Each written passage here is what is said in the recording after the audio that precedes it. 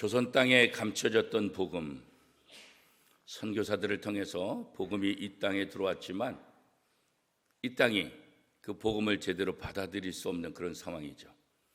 그래서 선교사들은 의료 또 교육 이런 제도를 통해서 복음을 이게 싸서 그 복음을 증거하기 시작하죠. 그러다가 감춰졌던 그 복음이 드디어 세상에 드러나게 됩니다.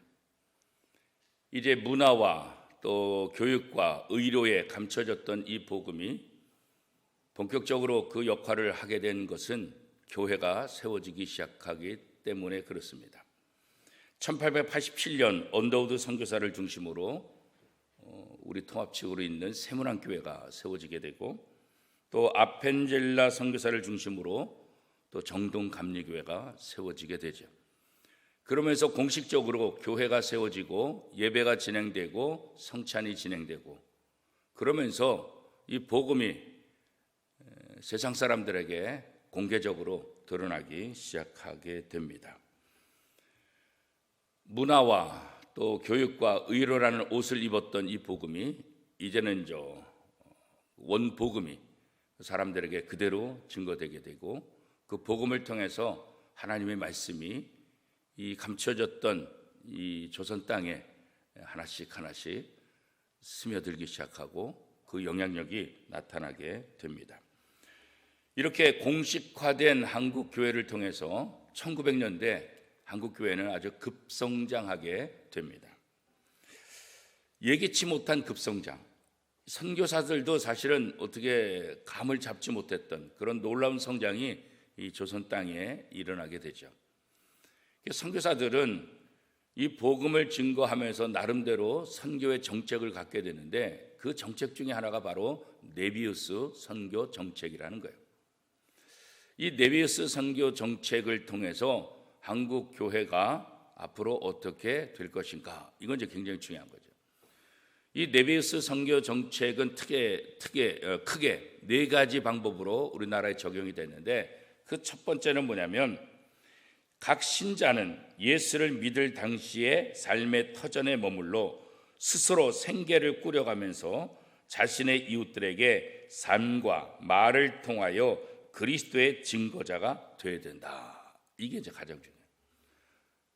자신이 살고 있는 이 삶의 터전에서 자신의 삶과 말을 통해서 복음을 증거해야 된다. 이게 이제 가장 중요한 거예요. 네비우스 선교 정책의 두 번째 원리는 뭐냐면 교회 조직이나 사역 방법은 한국 교회가 감당할 수 있는 범위 내에서 발전시켜야 한다. 왜 이런 이야기가 나오냐면 다른 나라의 복음을 전하다가 이미 영국이라든가 미국이라든가 자신의 이렇게 든든히 서 있는 교회 그 정책을 가지고 하다가는 이게 자꾸 이제 문제가 생기게 되는 거예요. 그러니까 복음을 받아들이는 그 나라 그 상황에 맞게끔 모든 것들이 진행돼야 된다. 그러니까 이 조선 땅이 이 한국 교회가 감당할 수 있는 범위 내에서 교회 조직이나 사역 방법을 발전시켜 나가야 된다. 그렇지 않으면은 초창기부터 굉장히 어려워질 수밖에 없다. 그것을 이제 느끼게 된 거죠. 네비우스 선교 정책의 세 번째 원리는 뭐냐면 교회가 전담 사역자를 초빙할 때는 그 일에 가장 알맞은 자질을 갖춘 사람으로 하고 교회가 그의 생계를 책임질 수 있어야 한다. 그러니까 전문 교회를 위해서 일하는 목회자를 세우는 것, 이것이 굉장히 중요하다는 것을 얘기해요. 아무나 세우는 것이 아니라 그 교회에 맞는 자질을 갖춘 사람을 교회 목회자로 세우고 그 목회자에 대해서는 생활의 모든 부분을 교회가 책임져 줘야 된다. 그렇게 함을 통해서 교회를 온전히 목회할 수 있고 또 복음 사역을 감당할 수 있다. 이것은 지금까지도 계속해서 이어져 내려오고 있는 원리 중에 하나이죠. 네 번째 원리는 뭐냐면 교회를 짓되 교회 건물은 한국적 모양으로 짓되 자체의 재원으로 지어야 한다. 이렇게 말해요. 그래서 우리나라 평양신학교 같은 경우 평양에 있던 교회들 보면 기와집으로 교회를 지었어요. 그러니까 서구의 교회가 아니라 한국적 모양으로 그렇게 교회를 짓고 선교사들이 또 굉장히 중요한 원칙 중에 하나는 뭐냐면 교회를 짓는데 선교사들이 재원을 지원하지 않는다. 그 자국 사람들이 자기들이 적지만 십시일반해서 헌금을 모아서 자기들의 교회를 세우도록 해야 된다. 이게 굉장히 중요해요. 이것이 한국 교회에 굉장히 자립하는 데 굉장히 많은 도움을 주게 되는 거예요. 왜냐하면 선교사들에 의해서 교회가 지어지고 선교사들의 지원만으로 지어지게 되면 자기의 희생과 헌신이 들어가지 않아서 이 교회에 대한 감사, 이 교회가 얼마나 소중한지 이거 알 수 없다는 거예요. 이 네 가지 네비우스 선교 정책을 통해서 선교사들이 한국 교회에 복음을 좀씩 더 구체적으로 증거하기 시작해요. 그래서 이 네비우스 선교 방법들은 특별히 장로교 선교사들을 중심으로 해서 1893년에 한국 장로교 선교부 공의에서 이 선교 정책을 기반으로 해가지고 구체적인 이 조선 땅에 선교 전략을 세워서 일을 하게 됩니다. 이 전략 중에서 우리가 좀 관심을 가져야 될 부분은 뭐냐면 전도 대상을 상류층이 아니라 상류층보다는 근로계층, 그 다음에 부녀자들에게 초점을 맞췄다는 거예요. 처음에 들어왔을 때는 기득권, 양반 이분들을 중심으로 해서 한국교회 복음이 들어왔다고 한다면 이제는 그 복음의 초점, 이 복음을 전하는 대상을 근로계층과 여성들에게 초점을 맞춰서 복음을 전한다. 이게 이제 이 네비우스 선교 정책을 하면서 중요한 원칙 중에 하나였던 거죠. 그래서 이 한국 교회는 스스로 자립할 수 있는 그런 교회를 만들어야 된다. 그리고 자기 민족에게 복음을 전할 수 있도록 훈련을 시켜야 된다. 무엇보다도 한글 복음을 앞장서서 양반들만 성경을 읽는 것이 아니라 모든 낮은 사람들, 근로계층과 부녀자들도 한글을 통해서 성경을 읽을 수 있도록. 왜냐하면 선교사들이 들어와서 보니까 이 한글이 자기네들이 보더라도 짧은 시간 안에 이 한글을 깨칠 수 있다는 것을 믿었어요. 그래서 성경을 번역하고 성경을 전달하는 과정 속에서 한글을 가르치고 그래서 한글을 통해서 성경을 읽을 수 있도록 이것들이죠. 선교사들이 그런 방법을 했어요. 그래서 작년에 한글날 설교 때도 제가 말씀드렸던 것처럼 우리의 이 한글 보급은 선교사들, 기독교를 통해서 한국 땅에 정착됐다. 세종대왕이 한글을 창제하고 500년 동안 잠들었던 한글을 선교사들이 다시 깨운 거예요. 그 전까지는 대부분 뭐예요? 한글을 쓰지 않았어요. 다 한문을 썼지. 이 중국에 대한 4대 이런 사상 때문에 아니 이 중국의 이 글이 중요한 것이지 무슨 우리말이 있다고 이렇게 잘 안 했어요. 그래서 다시 한문으로 다 돌아갔다고. 그런 상황 속에서 선교사들을 통해서 부녀자들과 양반이 아니라 이 근로계층들에게 이 복음을 성경을 읽게 되는데 그 방법이 뭐냐? 이 좋은 한글이 있다. 이 한글을 보급하면 이 성경을 모든 조선 사람들이 읽을 수 있다. 이런 생각을 하게 된 거예요. 그래서 복음을 전하면서 한글 보급도 선교사들이 앞장서서 하였어요. 물론 자신의 실력은 작지만 그 밑에서 돕는 여러 한국 사람들, 그 사람들을 통해서 성경을 전도하면서 이 한글 보급을 같이 이것이 이제 한국교회에 굉장히 커다란 영향력을 또 주었던 거죠. 그래서 이 전략, 이 네비우스 선교 정책에 의해서 선교 전략을 짜가지고 이 조선 땅에 복음을 전하는데 굉장히 잘 먹혀 들어간 거예요. 아주 효과적인 그런 결과들을 얻게 되는 거죠. 그래서 교회 자립을 강조함을 통해서 교인들로 하여금 희생정신, 봉사정신, 또 기독교 윤리 이것을 정착을 시켰어요. 또 자립정신을 길러 주어서 어떻게 해요? 규칙적인 헌금 생활을 하도록 했어요. 그래서 교회를 질 때도 그 교회를 건축하는 건축 헌금을 요즘 말로 우리도 작정하고 막 그랬잖아요. 그 당시에 그런 방법들이 일어났어요. 처음에 감당할 수 없으니까 작정해서 그것을 낼 수 있도록, 그렇게 해서 교인들 스스로 자신들의 교회를 세워나가는 그 일을 선교사죠. 쉽게 하는 방법은 선교사가 미국이라 영국이라든가 본부에서 돈을 지원받아서 지어버리면 간단하잖아요, 그죠? 근데 그 방법을 하지 않았다. 이게 한국 교회가 자립하는 데 있어서 굉장히 중요한 역할들을 했다, 그렇게 보는 거죠. 동족 전도에 관심을 갖게 함을 통해서 한국 교회가 전도하는 데 열심을 내게. 그래서 이것은 오늘까지도 연결되는 거죠. 세계 어떤 교회보다도 한국 교회는 복음을 전도하는 데 있어서 아주 1등, 앞장서서 이 복음을 증거하는 민족이 될 수 있었던 것은 바로 이 선교 초기에 네비우스 선교 정책을 통해서 동족들에게 복음을 전하라, 이것 때문에 오늘까지도 그 영향력이 있다, 이렇게 되는 거죠. 그리고 그 열심이 결국은 1907년 장대교회에서도 그랬지만 성경 공부가 중심이 됐어요.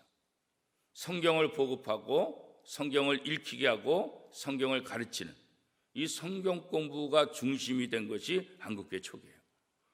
그래서 다른 어떤 나라보다도 이 성경을 공부를 함을 통해서 이 성경을 통해서 교회가 든든히 세워져 가는 역할. 그래서 한국교회가 말씀을 사모하며 말씀 중심적인 교회가 되는데 바로 이 당시 1900년대 초 이 영향력이 발휘하고 있었다, 이렇게 얘기하고 있어요. 근로층과 부녀자들을 전도 대상자로 선택하고 그들에게 복음을 전하면서 지금까지는 지식이나 모든 고급 이런 것들이 상류층, 양반들의 전유물로 여겨졌었는데 이 한글이 보급되고 기독교 문화가 이 땅에 뿌리 내리면서 일반 근로계층들뿐만 아니라 여성들에게도 굉장히 지식의 보편화가 일어나고 특별히 여권신장, 여성들이 조선 땅에서 그냥 아무 역할도 할 수 없는 그런 존재였다고 한다면 기독교가 들어오면서 여성들이 훈련을 받게 되고 역할을 하게 되고, 그래서 여권신장을 하는 데 있어서 기독교가 굉장히 중요한 거죠. 여러분들이 지금 여러분의 이름을 갖게 된 것도 기독교 역할이에요. 그전에는 자신의 이름이 없어요. 여성들은 자신의 이름들이 별로 없잖아요, 그죠? 자신의 이름을 가지고 자신의 이름을 통해서 일을 하기 시작한 것은 다 기독교의 중요한 역할들이죠. 학교에서 다 이름을 부르고 학생들 출석부 부르잖아요. 그런 것처럼 이름을 다 부르고 자기의 이름을 갖고 자기의 이름으로 무엇인가를 할 수 있는 것. 그래서 여성들의 지식들이 높아지게 되고 또 전유물로 여겨졌던 양반들만 아니라 모든 백성들이 함께 이 지식을 함께 나눌 수 있는 그런 역할을 했던 것들이 바로 기독교의 중요한 역할들이다, 그렇게 좀 보는 거죠. 근데 반면 이 네비우스 선교 정책들이 이렇게 한국교회에 좋은 영향력을 끼쳤지만 생각지도 않은 부정적인 결과들도 사실 낳게 되는 거예요. 우리가 그렇죠, 뭐 처음에는 좋은 계획대로 다 시작되지만 하다 보니까 어떻게 해요? 이게 또 문제들이 이제 발생되는 거죠. 선교사들이 이런 문제가 일어날 것이라고는 상상도 하지 못했어요. 그런데 시간이 오래 지나다 보니까 한국교회 병폐처럼 부정적인 그런 결과들이 나타나게 되는데 그 영향이 뭐냐면 교회 자립과 교회의 자치를 강조하다 보니까 어떤 문제가 생기냐면 한국교회가 개교회주의로 바뀌는 거예요. 개교회. 공교회, 하나된 교회, 한국교회, 이게 아니라 우리 교회, 내 교회. 이게 이제 지금까지 오는 거예요. 그래서 교회가 연합하는데 이게 어려운 거예요. 이 개교회주의로 가면서 다른 교회는 관심 없는 거예요. 다른 교회 목사님, 다른 교회 성도는 관심 없는 거예요. 우리 교회, 우리. 이게 나중에 어떻게까지 연결되냐면 오늘까지 다른 교회 다니는 사람도 자꾸 우리 교회로 데려오는 거예요. 다른 교회 잘 다니고 있는 사람을 자꾸 우리 교회로 와야 더 복 받는다고. 우리 교회가 더 좋은 교회라고.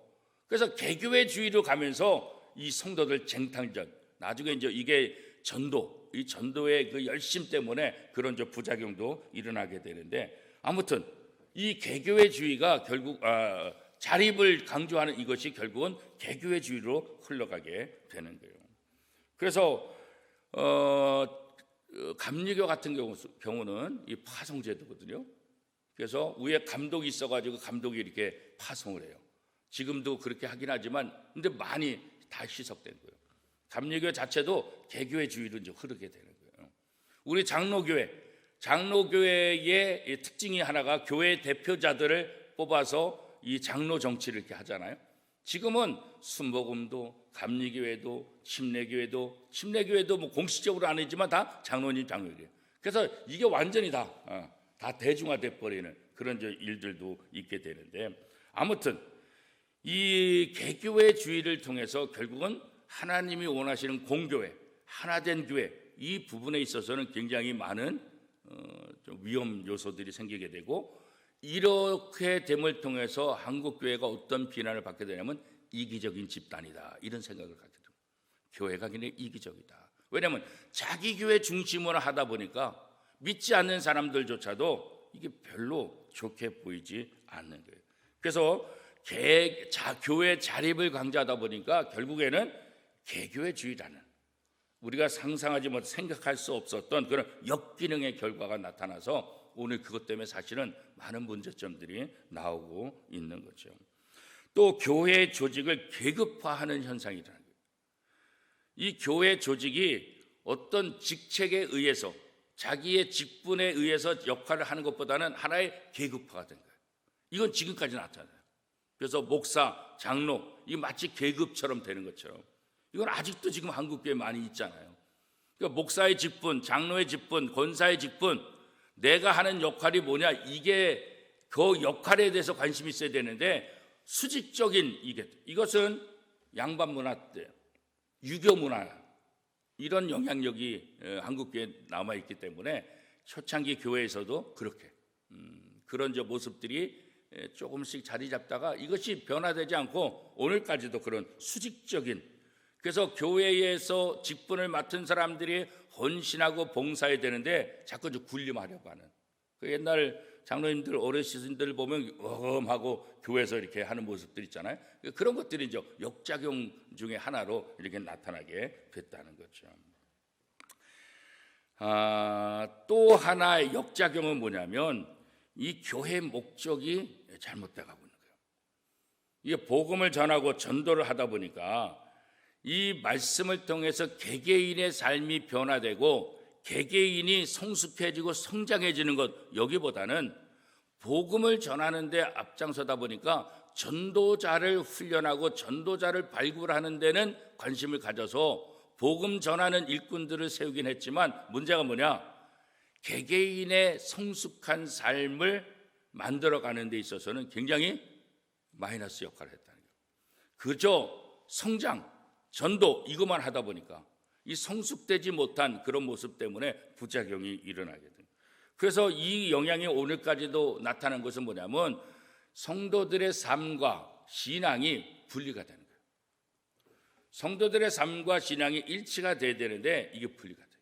왜? 그냥 전도하는 데만 신경 쓰니까. 첫 번째 네베스 선교 정책이 뭐예요? 자기의 자리에서 자기의 삶과 자기의 말로 복음을 증거한다, 이렇게 이제 얘기했잖아요.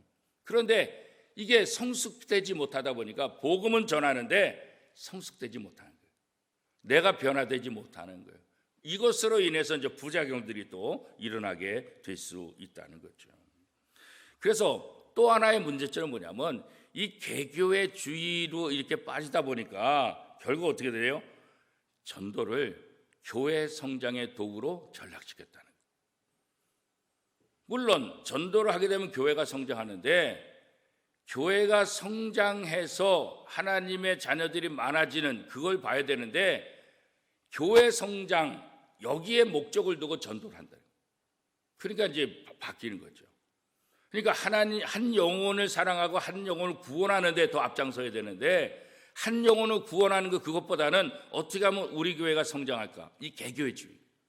이것이 이제 1900년대 우리나라에 보면 총동원 전도주의 이런 거 나타나잖아요. 그러니까 총동원 전도주의의 의미는 뭐예요?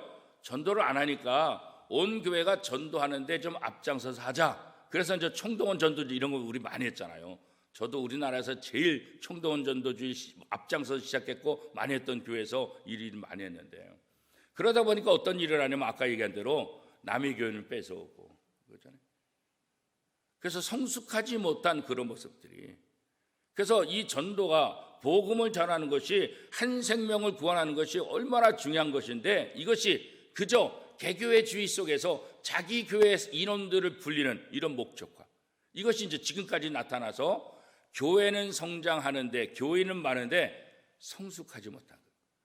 그 많은 성도들이 삶 속에서 자신의 자리에서, 생활 속에서 변화된 성숙한 모습을 통해서 한 사람 한 사람을 전도해야 되는데 그렇지 못한 거예요. 그러다 보니까 교회 다니는 사람들 때문에 아유, 나 저 사람 때문에 교회 안 다녀, 그런 이야기가 나오게 됐다는 거죠. 이 전도가 교회 성장의 도구가 돼서는 안 된다. 한 영혼을 사랑하는 그 마음이었어야 되는데, 근데 한국교회가 너무 개교회주의를 하다 보니까 바로 여기 이 전도라는 좋은 것을 자기 교회를 성장시키는 그런 도구로 사용함을 통해서 역작용들을 나타냈다, 이렇게 이제 얘기할 수 있지요.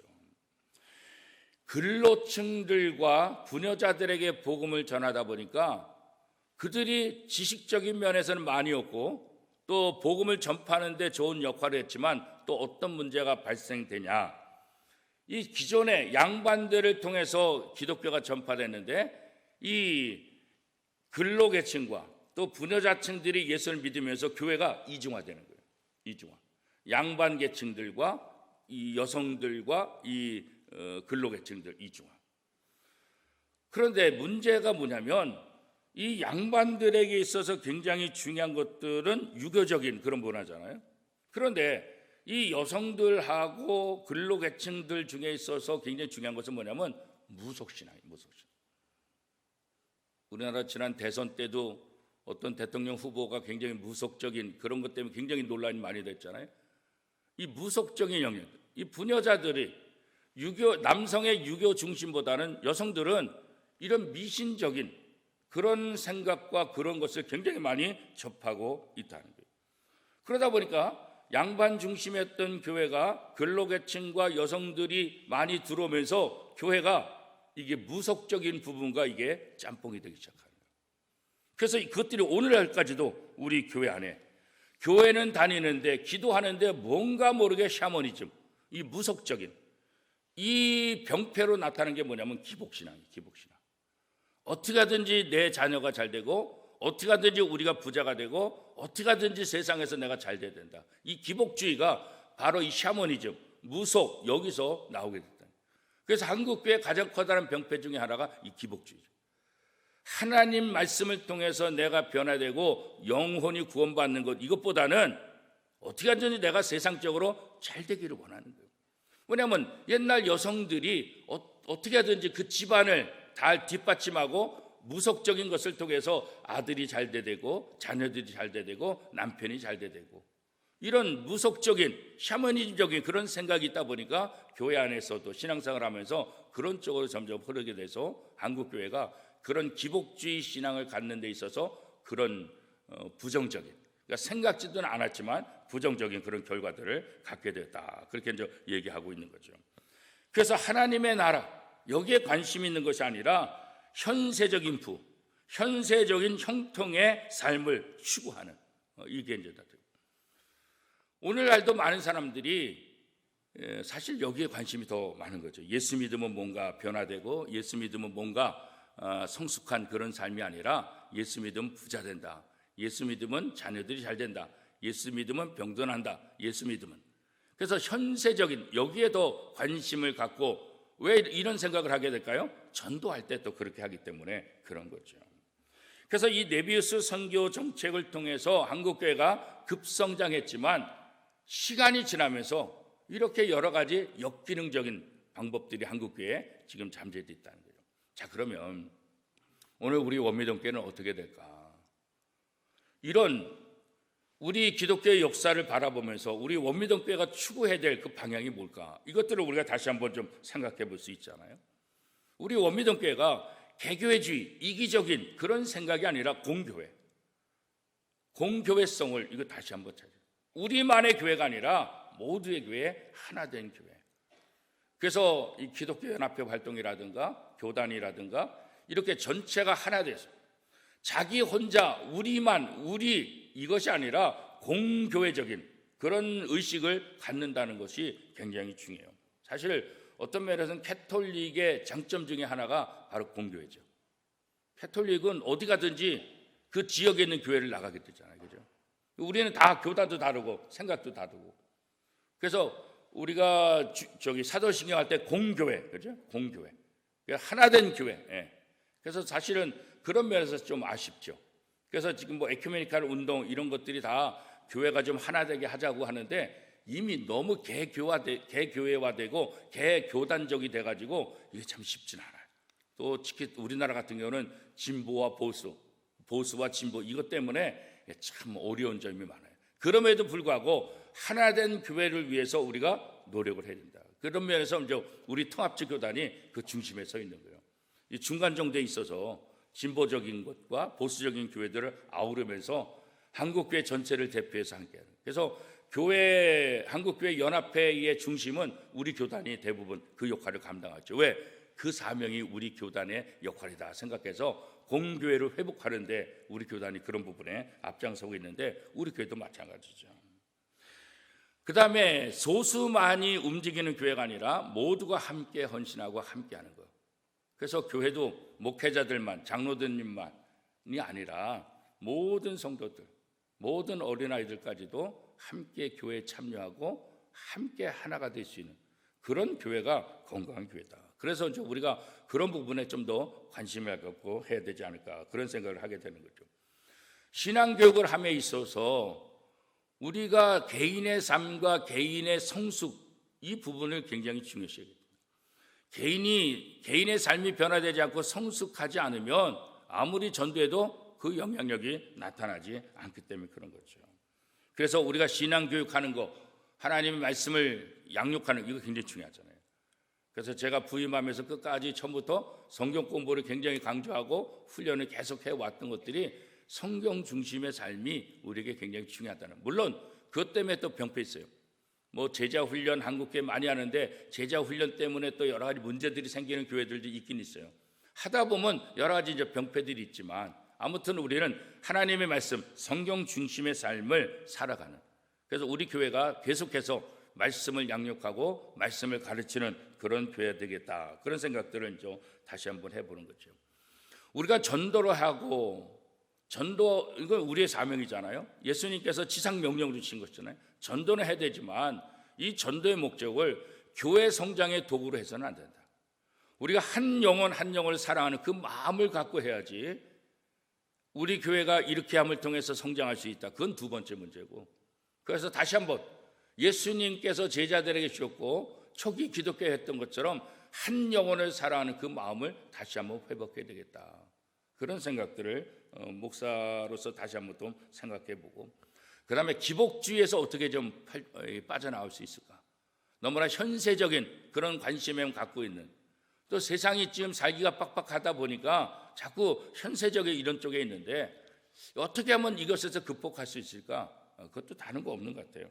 말씀 중심으로 가야만 그곳에서 벗어날 수 있지, 말씀 중심이지 않으면은 자꾸 다른 목적들을 가지고 하게 될 것 같다. 그런 생각들을 한번 해봐요. 그래서 한국교회를 통해서 다시 한번 우리 원민정교회가 어떻게 세워졌으면 좋겠을까. 또 오늘 이 말씀을 다시 한번 정리하면서 앞으로 원민정교회가 어떤 방향으로 가면 좋을까. 그런 생각들을 한번 해봅니다. 그래서 저도 생각을 좀 정리하고 여러분들도 생각을 좀 정리해서 우리 교회가 정말 하나님 보시기 기쁜 교회, 정말 하나된 교회로서 공교회로서 또 한 영혼을 사랑하고 또 말씀을 또 바르게 가르치고 바르게 배움을 통해서 개인적인 성숙을 통해서 하나님의 나라를 이끌어갈 수 있는 그런 거룩한 교회가 됐으면 좋겠다. 그런 생각을 하게 됩니다. 우리 교회가 그런 교회가 될 수 있도록 함께 기도하며 함께 헌신하며 함께 힘쓰는 우리 원미동교회, 또 저와 여러분의 삶이 될 수 있기를 축복합니다.